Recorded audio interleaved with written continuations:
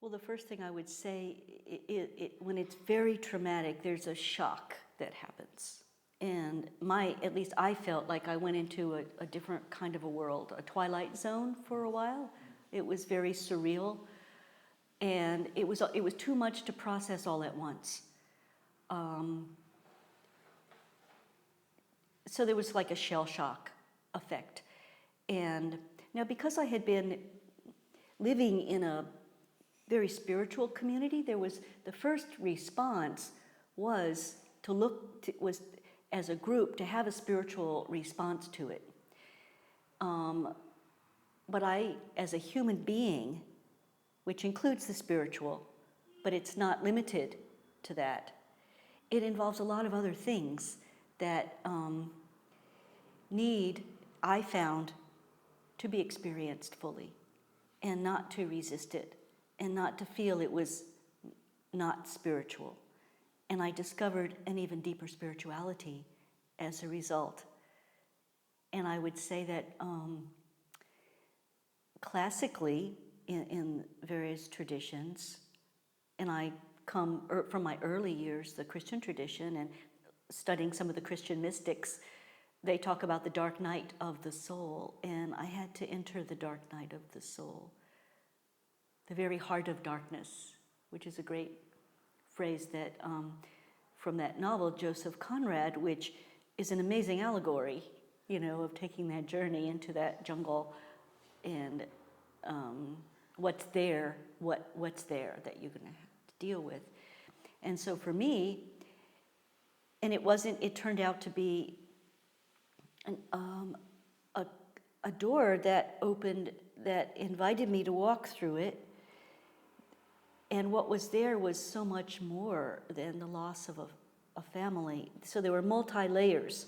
There was my relationship with my husband, which was a good relationship, and it had been a 13-year marriage, so we had a lot of what every marriage goes through, and had come to a point of learning how to be more conscious in our relationship and falling in love again and really enjoying. It was quite loving. And my daughter, that was another relationship, the relationship with the family, and then my relationship with just myself, which which I began to see had been eradicated. So that part of me died. So there were multi-levels of grief. Alan, Naomi, Kia. That was another thing to let go, because the Kia that was wife and mother was no more. And so it's not a mental process. It cannot be. It needs to be felt, and the willingness and openness to simply feel it and trust that. And it was a process of learning to trust in life again. And that's the choice over and over, to make that choice to trust. And the healing is an ongoing process and happens at different levels. It's 8 years, but I'm still healing.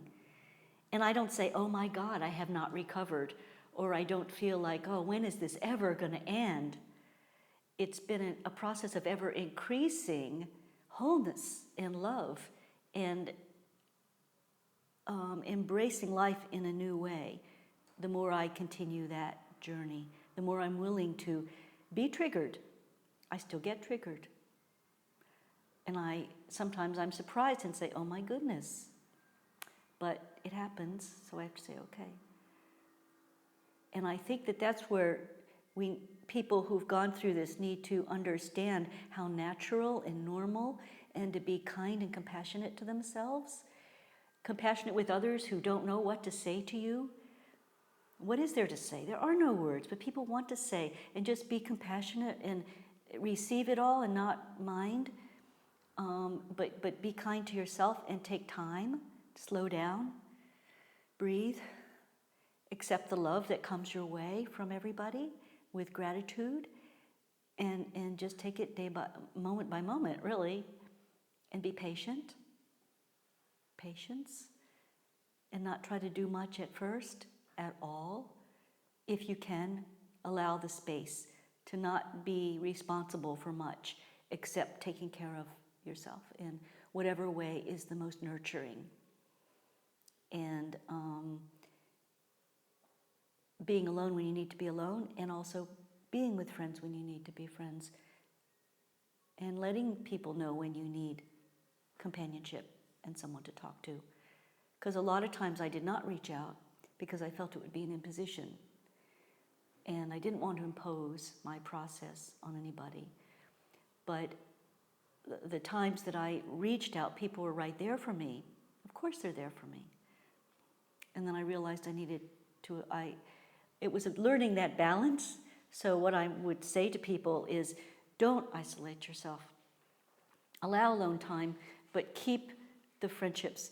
Let people know, and even tell them, if you don't hear from me for a while, please check in. I'll let you know if I really need to be alone. Our agreement is I'll let you know, but please check in, because there are times when I might sink into something and not want to have the energy or emotional strength to reach out. I would encourage that. And then of course they will.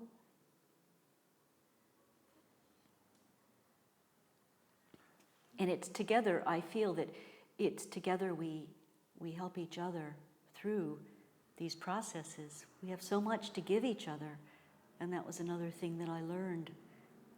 And to trust that my process would trigger other people, and and so there was a give and take. It just wasn't that I was this victim. That's a very important thing, to never think of yourself as a victim. That's a dead end. That is the dark hole. There's no victim, and there's no victim. We just have to be present and trust in life, and it will keep moving us forward. Things will start to come. You'll get the check-in from someone. You'll meet this or that. You'll read the right thing at the right time, or see something in the movie or whatever. So many things can come when the willingness and openness is there. And so it's been the most transformational process, more so than any, and I have been meditating since I was 16 years old, a very ardent, sincere meditator, very devoted, never missed a day, twice a day. And it gave me the inner strength to deal with this, but that alone isn't enough to fully awaken us and fully to be complete and whole. Because we're human and we're here and there's life, and it's there to work with us to the extent that we open to it.